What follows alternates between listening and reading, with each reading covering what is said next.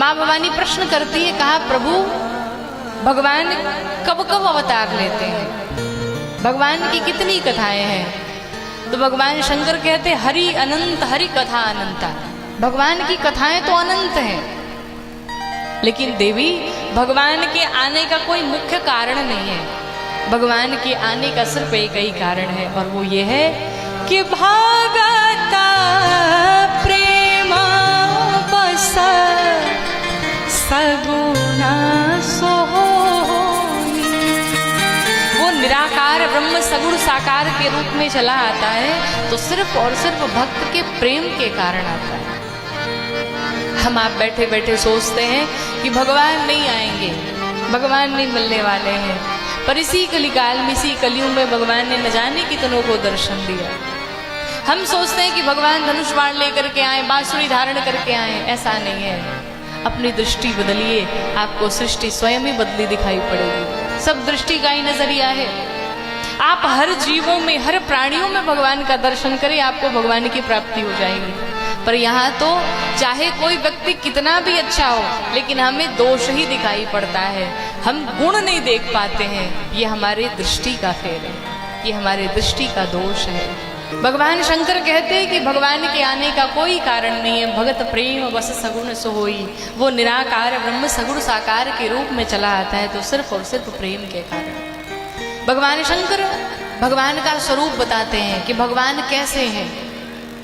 भगवान शंकर कहते देवी वेद पुराण जैसा गाते हैं। क्या कहते हैं? जो भगवान बिना पांव के ही चलते, बिना हाथ के ही सारे कार्य करते, बिना नेत्र के ही सबको देखते, बिना वाणी के ही सबसे बड़े वक्ता। और तो और काशी जी में मरने वाले जीव, तो जीव की बात छोड़ी, छोटा सा जंतु भी मर जाए तो मरते समय उसके कान में राम नाम का मंत्र दे करके उस जीव को मुक्त कर देता हूं। यह है भगवान के नाम की शक्ति। भगवान शंकर माँ भवानी से ये सब कुछ वर्णन करते हैं। भगवान शंकर ने कहा देवी जन्म के 5 कारण हैं। अनेकों कारण हैं, लेकिन जन्म एक दुई कहो वो खानी। मैं आपको जन्म के कुछ कारण बताता हूँ। और भगवान शंकर ने जन्म के 5 कारण बताए। पहला कारण, भगवान नारायण के 2 द्वारपाल हैं। एक का नाम जय, दूसरे का नाम है विजय। इन्हें शाप लग गया। सनकादिक ऋषियों ने शाप दे दिया, कहा जाओ 3 जन्मों के लिए राक्षस बन जाओ। भगवान के दर्शन करने से मना किया, शाप लगा। और वही जय और विजय पहले जन्म में इनका जन्म हुआ हिरण्याक्ष हिरण्यकश्यप के रूप में। तब भगवान ने नरसिंह और वाराह रूप धारण करके इनका वध किया। दूसरा जन्म हुआ रावण कुंभकर्ण के रूप में, तब भगवान राम का अवतार हुआ। तीसरा जन्म हुआ शिशुपाल और दंत वक्र के रूप में, तब भगवान कृष्ण कन्हैया का अवतार हुआ। जन्म का पहला कारण। जन्म का दूसरा कारण आता है तुलसी मैया की कथा, वृंदा की कथा। किसके किसके घर तुलसी मैया है? तुलसी मैया किसके किसके घर पे हैं? सभी के घर पे हैं। वो बहुत सुंदर। जिसके घर ना भी हो वो भी लगाए। वृंदा, इनका विवाह हुआ जालंधर नाम के एक दैत्य से, एक राक्षस से। लेकिन सतीत्व के बल पे, इनकी पूजा तपस्या के बल पे जालंधर को युद्ध में कोई परास्त न कर पाए।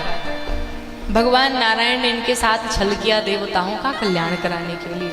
ये पूजा में बैठी और उधर जालंधर युद्ध करने गया, और उधर भगवान नारायण जालंधर का ही स्वरूप बना करके आ गए। वृंदा को लगा कि मेरे पति चले आए। पूजा जैसे ही छोड़ी, पूजा भंग हुई और उधर युद्ध में जालंधर मारा गया। भगवान नारायण अपने स्वरूप में आए। वृंदा ने कहा मैंने आपकी इतनी तपस्या की, इतनी पूजा की, और आपने मेरे साथ छल किया। मैं शाप देती हूँ, जाइए आप जड़वत हो जाइए, पत्थर के बन जाइए। और भगवान नारायण काले से पत्थर हो गए, जिन्हें आप शालीग्राम कहते हैं। काले से पत्थर बन गए। पूरे संसार में हाहाकार मच गया। वृंदादानी अंगुष्ठ से योगाग्नि प्रज्वलित करके स्वयं के शरीर को भस्म कर डाला, और उसी भस्म से जो एक पौधा निकला उसी का नाम हुआ तुलसी। भगवान ने वृंदा को वरदान दिया, कहा जाओ एक विवाह मेरा आपके साथ भी संपन्न होगा। और तभी से हम लोग तुलसी मैया और शालीग्राम भगवान का विवाह कराते हैं। भगवान ने दूसरा वरदान दिया, कहा आज के बाद कोई भी भक्त जब तक मेरे भोग में तुलसी का पत्ता नहीं डालेगा, मैं भोग ग्रहण नहीं करूँगा। इसीलिए जब भी शालिग्राम भगवान को ठाकुर जी को भोग लगाते हैं तो तुलसी का पत्ता अवश्य डालते हैं। ये जन्म का दूसरा कारण है। वही जालंधर रावण बन के आए। जन्म का तीसरा कारण आता है नारद मोह की कथा, देव ऋषि नारद की कथा।